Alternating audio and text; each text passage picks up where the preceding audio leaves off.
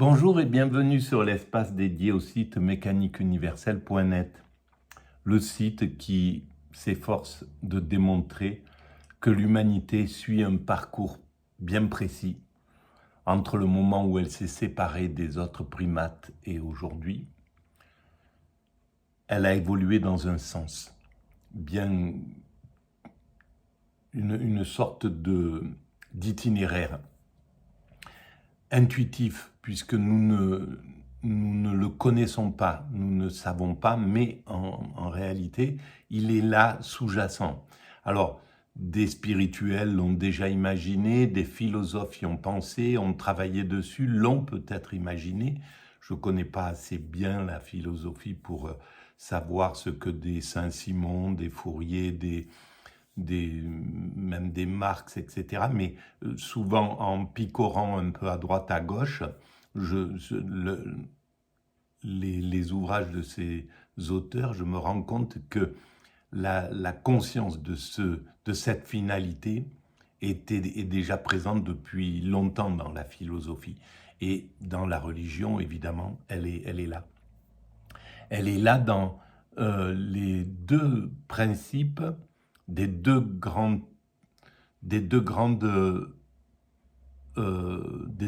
pôles spirituels actuels depuis quelques milliers d'années, c'est-à-dire le pôle de la mère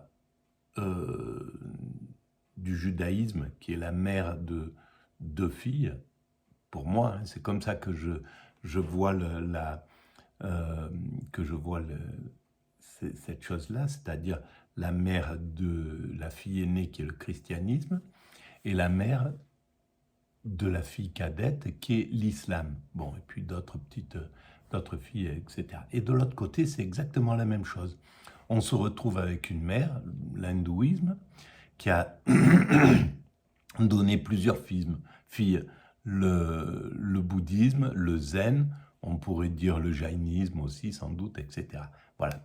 Et donc, pour ces deux grandes philosophies, soit d'une manière cyclique, c'est l'avancée vers le nirvana, par exemple. C'est l'avancée vers l'apothéose. C'est le but de la fin des reproductions des existences, c'est d'atteindre l'état de nirvana, l'état de plénitude au final. Voilà, même si c'est un état de vide peut-être. C'est pareil, je ne maîtrise pas très bien les fondements. C'est très intuitif, ma façon de penser la philosophie. Et de l'autre côté, du côté du judaïsme, c'est l'apothéose, c'est l'apocalypse. L'idée d'apocalypse, le moment où le loup se couche avec l'agneau, donc sans plus aucune crainte, ça veut dire qu'il n'y a plus de système dominant-dominé. Le serpent dans la couche du bébé, il n'y a plus de crainte. Ça veut dire qu'il y a un état d'extase qui est là, parce que je pense que dans l'état d'extase, pour avoir vécu une semaine d'extase de façon accidentelle, après avoir découvert après avoir travaillé sur cette phrase, l'humanité est destinée à atteindre sa perfection, une phrase intuitive qui m'est arrivée comme ça en 1999, en octobre 99, et qui m'a poussé à essayer de l'expliquer, de la comprendre, de la démontrer en somme, parce que j'étais stupéfait devant cette idée sur laquelle je me posais pas de questions. Où va l'humanité? J'avançais dans ma vie sans me poser ce type de questions. Et maintenant, ça me paraît tellement absurde d'avancer sans se poser cette question de l'humanité, quoi. Parce qu'on n'est rien sans cette humanité. C'est l'humanité qui fait l'histoire. C'est pas l'appartenance, les autres appartenances claniques, familiales, du village, de la région, du pays, de la nation, de la communauté, tout ça, c'est des appartenances inférieures. La véritable appartenance, c'est celle de l'humanité. C'est parce que tout ce qu'on fait, ça rejoint l'humanité. Ça permet à l'évolution à l'humanité d'évoluer vers cet état de perfection, selon moi. Voilà, donc cette théorie existe depuis longtemps, mais bon, ces grandes religions, elles ont une essence, et leur essence, eh ben, elle vient des civilisations dites premières, en Afrique ou ailleurs.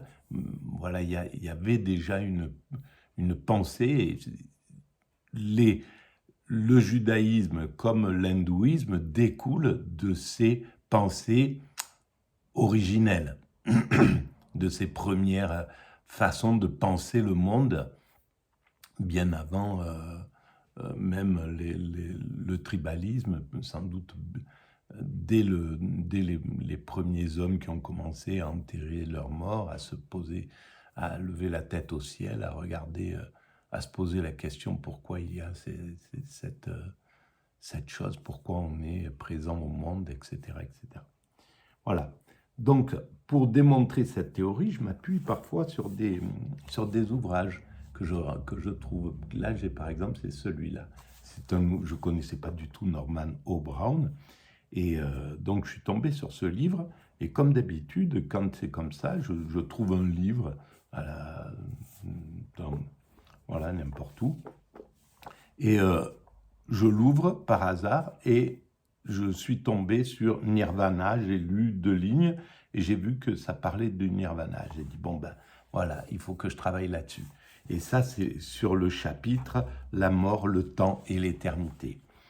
Et depuis, je suis en train de travailler sur ce chapitre. C'est la 6e vidéo. Donc je lis, je découvre en même temps, et je commente. Je me lance. La tendance à la répétition nous amène bon gré. Alors, si vous voulez avoir vraiment la logique de ce qui va être dit, il faudrait évidemment écouter les autres vidéos avant, ou au moins la dernière, pour comprendre la progression. Mais bon, je pense que toutes se suffisent à elles-mêmes aussi. La tendance à la répétition nous amène, bon gré mal gré, à la théorie du temps. Et là, comme ailleurs, la psychanalyse est ou devrait être un paradoxe. Alors, la notion du temps, ben, on l'a vu justement dans la dernière vidéo. Le temps est aboli dans l'extase, et l'humanité va vers l'extase. Quand je dis l'humanité va vers sa perfection, c'est la paix universelle, la fraternité, la fin des frontières, la fin du travail, un système écologique 100% écologique, où l'homme n'a plus aucun impact sur lui-même, sur les autres espèces et sur la planète. Donc une humanité entièrement réconciliée, pleine d'amour, où il n'y a plus de danger. L'homme est sans danger, donc sans danger, l'esprit totalement libre, parce qu'en fait, c'est ce que nous ne maîtrisons pas qui fait que on est angoissé. On a répondu à toutes les questions existentielles, donc je parle d'un temps, je parle d'une humanité dans 3, 4, 5, 6, 7 siècles, peut-être dans 1000 ans.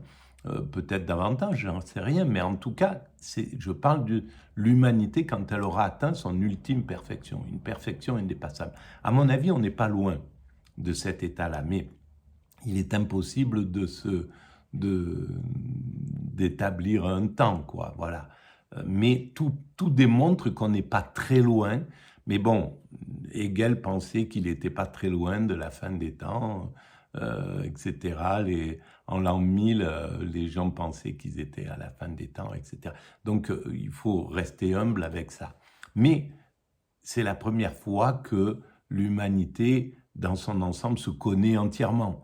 C'est la première fois qu'on est vraiment rentré en relation. Il n'y a plus un être humain qu'on ignore. Les dernières tribus qu'on a découvertes en Amazonie, c'était il n'y a pas très longtemps.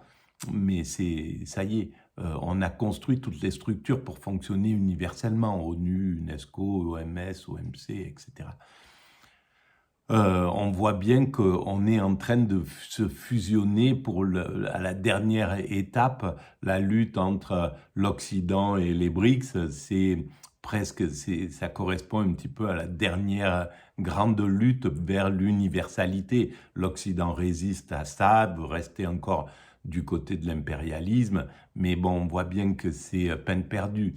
Le monde entier est contre cette idée. L'Afrique se révolte complètement contre l'hégémonie occidentale, contre l'ancienne, les idées encore france-africaines de la France ou des autres, ou de l'Europe. Bon, voilà, la prédation des États-Unis, de l'Occident dans le monde s'est terminée. Donc, on est en train de basculer sur quelque chose de tout à fait différent. Et on bascule vers l'universalité. Pour ça, il faut se castagner un peu. C'est comme à tous les moments. Pour former la France, quand c'était des petits fiefs, il a fallu des bagarres et des bagarres et des bagarres, jusqu'au moment où tout le monde a fait allégeance, etc., au nouveau roi de France, et puis c'est devenu la France. Et ben là, ça sera pareil. Il faudra faire allégeance, après les bagarres, il faudra faire allégeance à l'ONU, et et que l'ONU puisse devenir un organe absolument juste qui aime tous ses enfants de façon indistincte. Là, actuellement, il montre qu'il a des préférences. Et ça, c'est insupportable. Voilà, le monde se révolte contre ce deux poids, deux mesures. Là, on est à fond dans ce moment-là. Alors, là, l'ONU, il baisse le dos encore parce que les États-Unis les dominent. Mais il y a un moment où il y aura voilà, un système qui en finira avec cette domination et qui deviendra juste. Donc, alors le temps, pour revenir au temps, ça c'est le problème de l'autisme tel qu'il est dans mon esprit. C'est que il explose dans tous les sens. Et donc, un lien m'entraîne à un autre. C'est pour ça que je travaille comme ça d'ailleurs. Sur ce type de façon de travailler. C'est-à-dire, je lis et puis je laisse exploser mon esprit. Donc, le temps, dans l'état d'extase, puisque nous allons vers cette extase, dans l'état d'extase, le temps est aboli. On n'est plus dans le temps.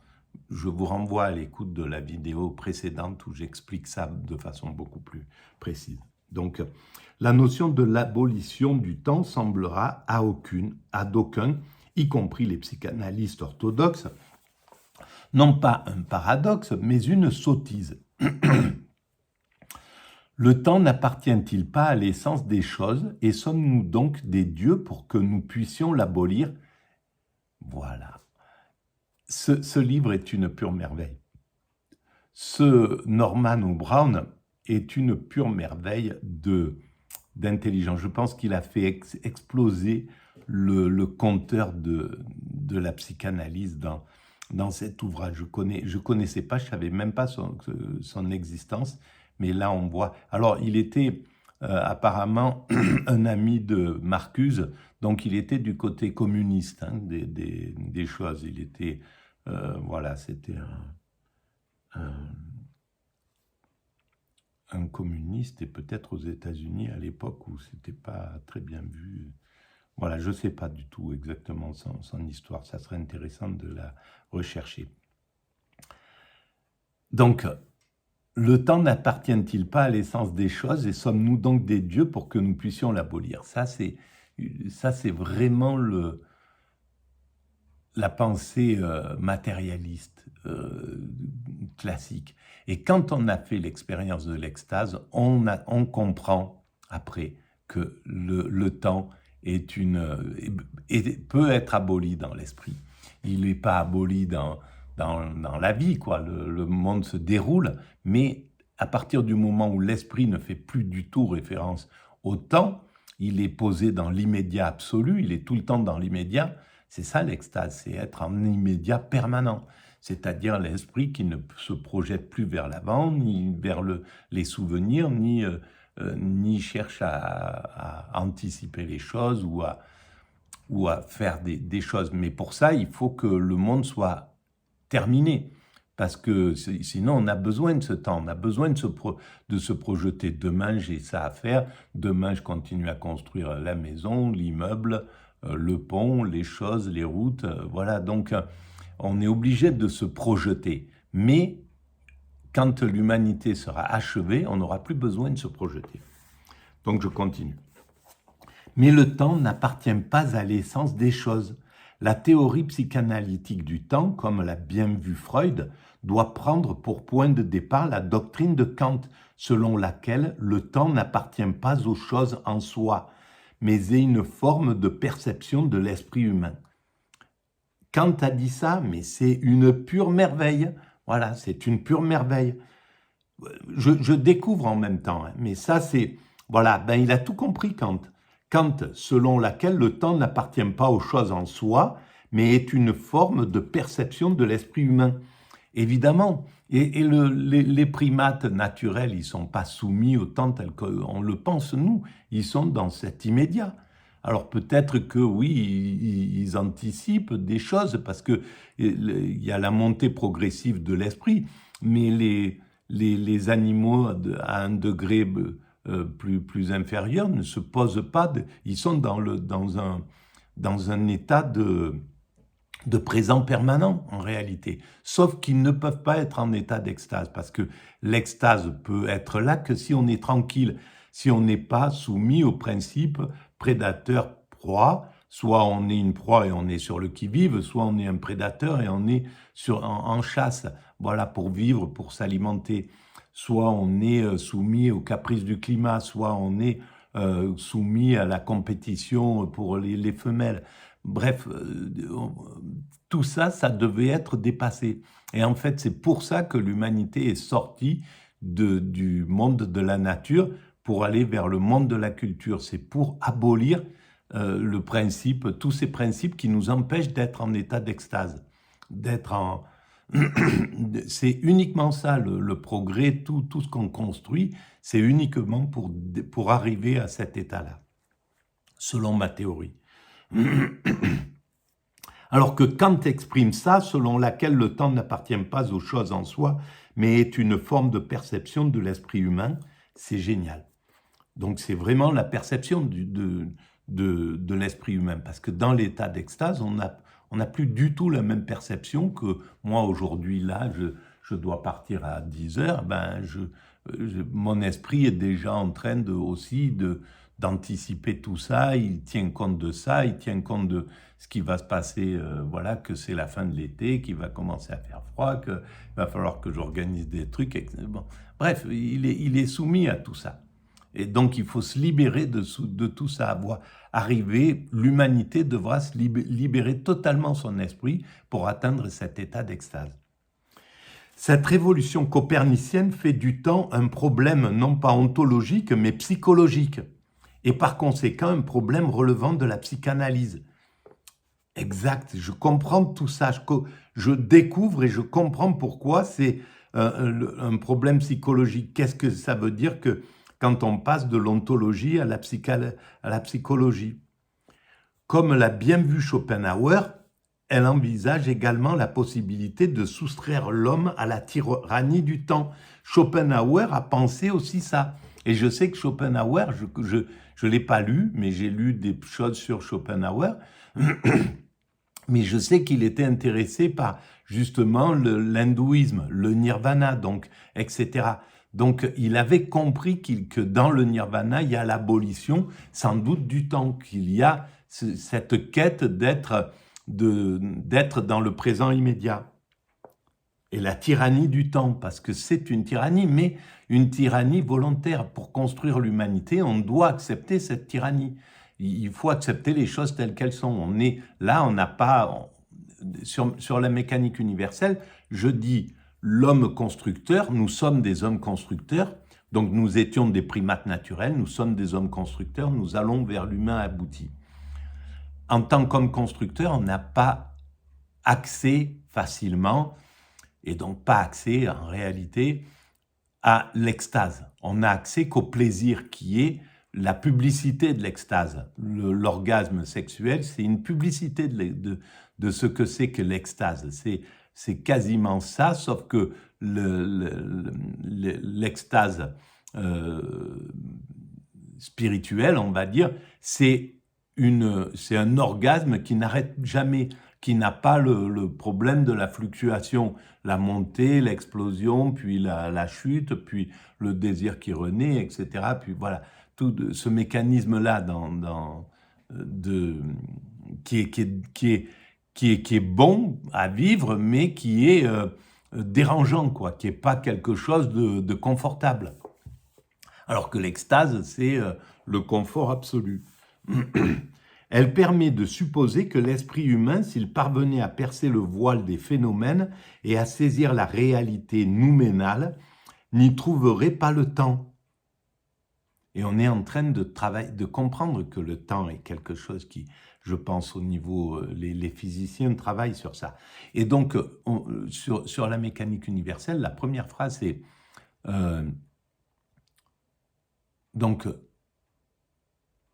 nous visons à les 3 grands chantiers de l'humanité, c'est la maîtrise progressive du comportement, jusqu'à ce qu'on devienne absolument des agneaux pour nos congénères et qu'on soit dans cet état-là, un état de naïveté, de simplicité, d'enfant dont parle Nietzsche en réalité. C'est ça.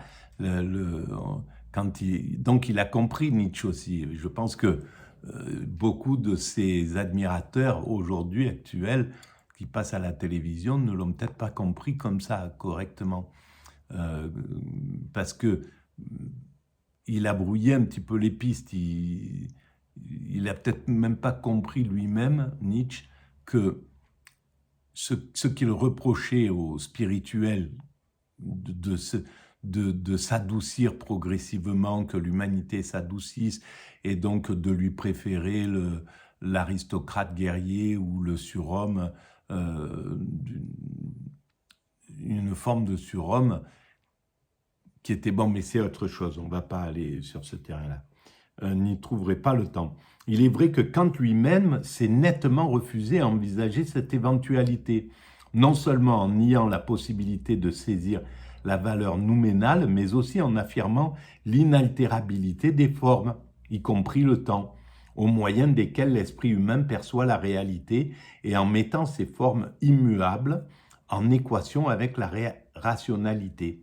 Bon, j'ai perdu le fil, j'ai lu, mais j'ai rien compris. Je pensais à autre chose. Mais Kant, il faut resituer que si ça veut dire que Kant ne pouvait pas comprendre l'abolition totale du temps de façon vraiment comme Norman ou Brown le conçoit, il faut simplement mettre 200 ans de distance. Kant a été un hyper progressiste à son temps, mais il est dépassé comme aujourd'hui, même si la théorie de la mécanique universelle, je la suppose hyper progressiste, mais elle sera dépensée peut-être dans pas très longtemps, dans un siècle, voilà, ou j'en sais rien, mais elle aura sa base, elle servira peut-être de base. C'est comme ça que je la conçois. La psychanalyse, d'autre part, prétend être l'instrument permettant d'ouvrir une brèche à travers les phénomènes pour atteindre la réalité nouménale cachée. Je ne connaissais pas du tout cette vision de la psychanalyse. Je ne pensais pas qu'elle avait autant de puissance. Mais là, quand je lis la pensée de Freud, c'est une véritable philosophie. Et la pensée de Norman Brown, c'est une vraie philosophie. Et si, comme il est, je crois, possible, nous mettons en parallèle l'inconscient freudien avec la réalité nouménale de nous-mêmes, nous voyons que Freud affirme avoir découvert que, du moins dans cette réalité nouménale, le temps n'existe pas. Alors, le noumène, je ne sais pas ce que c'est. Voilà, donc c'est ça qui m'a un peu perdu. Donc, Freud dit que le temps n'existe pas dans cette réalité nouménale. Dans le soi, ça c'est Freud qui l'écrit, dans le soi, il n'y a rien qui corresponde à l'idée du temps. Dans le soi, il n'y a rien qui corresponde à l'idée du temps. Voilà le problème des lacunes et de travailler comme je travaille, c'est-à-dire avec de l'inculture. J'ai lu ce que c'était le soi, le moi, le surmoi, mais je m'en rappelle plus. Je suis incapable, je retiens pas les choses et donc c'est assez incroyable, mais c'est comme ça. Et bon ben voilà. Dans le soi, en tout cas, il n'y a rien qui corresponde à l'idée du temps. Si par conséquent nous allons plus loin que Freud et que nous envisagions sérieusement la possibilité d'une conscience non basée sur le refoulement, ben oui, c'est celle que la conscience non basée sur le refoulement, ça sera la conscience de l'humanité qui a atteint son ultime perfection. Parce qu'on aura, on aura réglé nos problèmes psychologiques dès l'enfance, il n'y aura plus de traumatisme, il n'y aura plus de choses qu'on aura besoin de refouler. L'esprit n'aura pas besoin de refouler. Les enfants arriveront dans un système plein d'amour.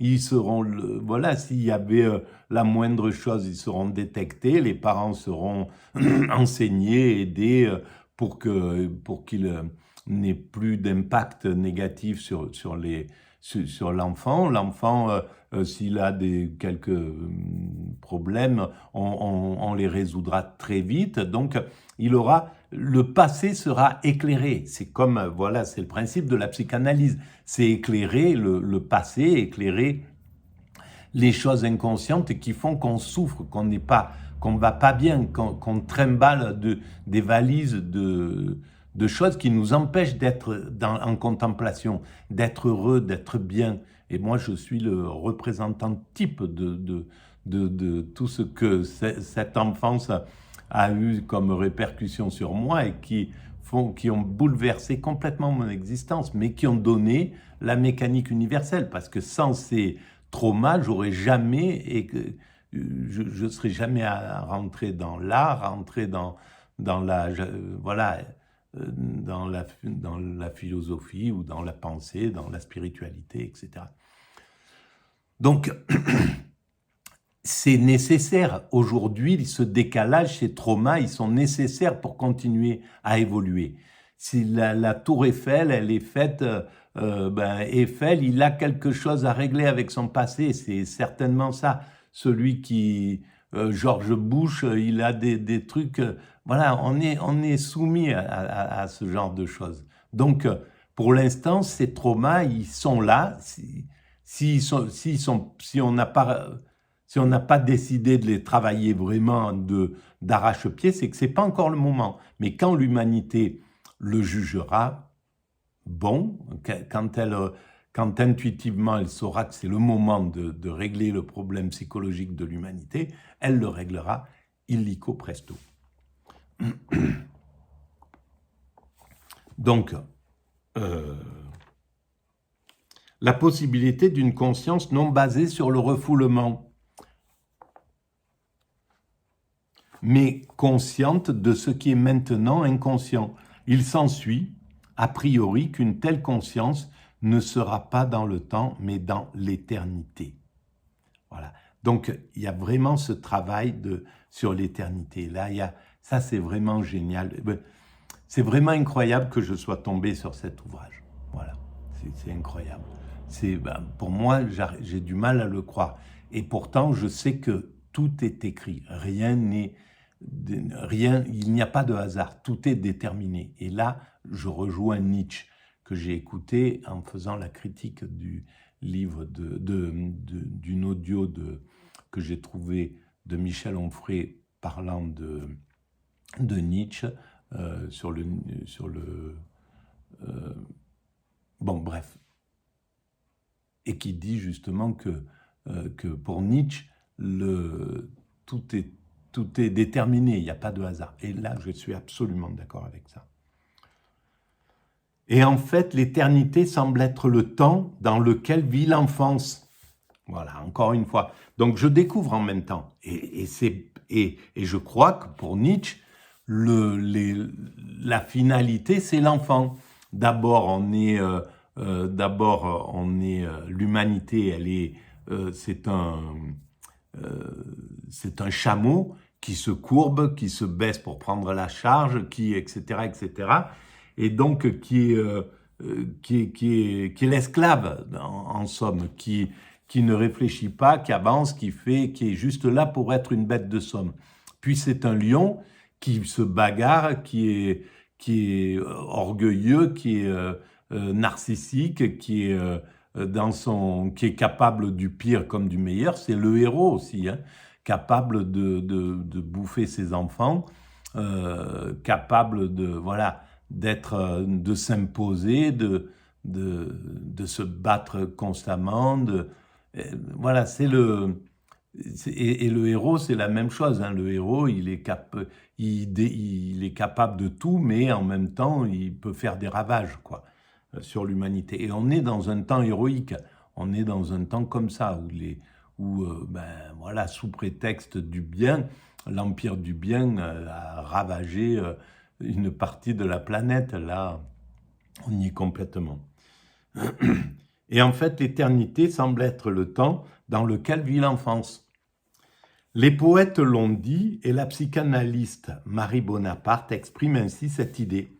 Les journées de l'enfant semblent se dérouler quelque part hors de notre temps.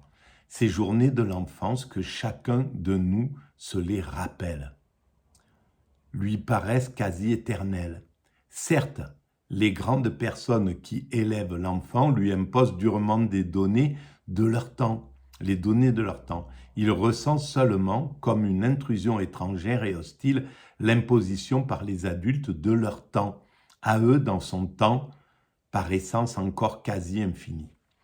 Ben ouais, c'est quelque chose qu'on éduque alors à l'enfant, le temps, si on laisse l'enfant. Donc, on peut très bien se passer du temps. Mais pour ça, il faut avoir fini de construire l'humanité. Et pour avoir fini de construire l'humanité, il faut la construire aujourd'hui. Il faut que les siècles encore qui arrivent, on finisse de la construire dans le sens où elle doit être finalisée pour la perfection. Et ce qui n'a rien à voir avec tout ce qu'on construit, voilà, l'humanité dans son état de perfection. Selon moi, ça ne sera pas une humanité de building, parce que c'est impossible à entretenir, c'est impossible il faut bosser tout le temps, c'est un truc qui n'arrête pas le travail. Donc ça sera vraiment autre chose. Ça sera des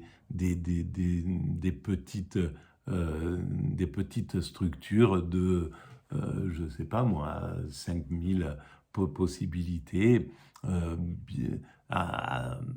qui s'englobent dans la configuration du terrain, dans les trucs. Les hommes n'auront plus besoin de travailler parce que ça sera sans obsolescence programmée, c'est-à-dire que de l'ultra durable, on tirera l'énergie du soleil, du vent, des trucs comme ça, on recyclera l'eau en permanence, on n'impactera plus du tout les rivières, etc.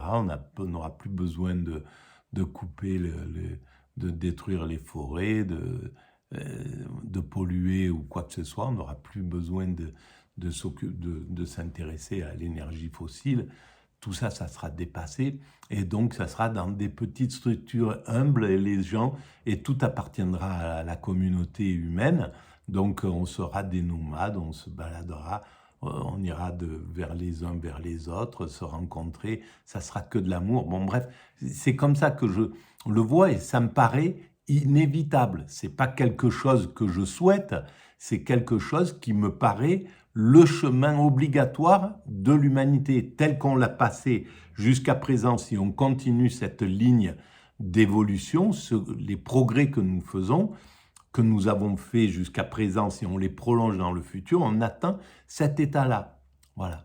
Et donc, c'est pas un truc technique, mais peut-être, hein, je sais pas, ça c'est une interprétation, peut-être que, et peut-être qu'on aura besoin de tout découvrir, d'aller sur d'autres planètes, de voir, on aura besoin encore de faire des immeubles de 30 km de hauteur, j'en sais rien. C'est possible qu'on soit obligé et que ça soit ça, peut-être, qui sait. Mais en tout cas, la finalité, moi, je ne la vois pas comme ça. Je la vois dans l'humilité, le côté zen, etc. Eh bien, on va arrêter là pour cette vidéo et on va, tac, ici petite marque, et voilà. Donc si vous pensez que ces idées farfelues peut-être ont un peu d'intérêt pour la collectivité, si vous pensez que l'humanité a intérêt de comprendre, de se poser la question de son sens maintenant, et je pense, je ne vois pas d'équivalent de penseurs qui préconisent ça pour l'instant. Donc, ben, vous pouvez mettre des pouces, vous pouvez vous abonner, vous pouvez envoyer le lien à vos amis, vous pouvez vous pouvez le répandre cette idée, hein, il n'y a aucun souci. Vous pouvez écrire des commentaires, tout ça augmente la visibilité des vidéos. Et vous pouvez aller visiter le site mécaniqueuniverselle.net, il y a toujours un lien en bas de ces vidéos, et où j'explique globalement tout ce travail, tout ce que je viens de dire. Merci de votre écoute et de votre empathie. À bientôt.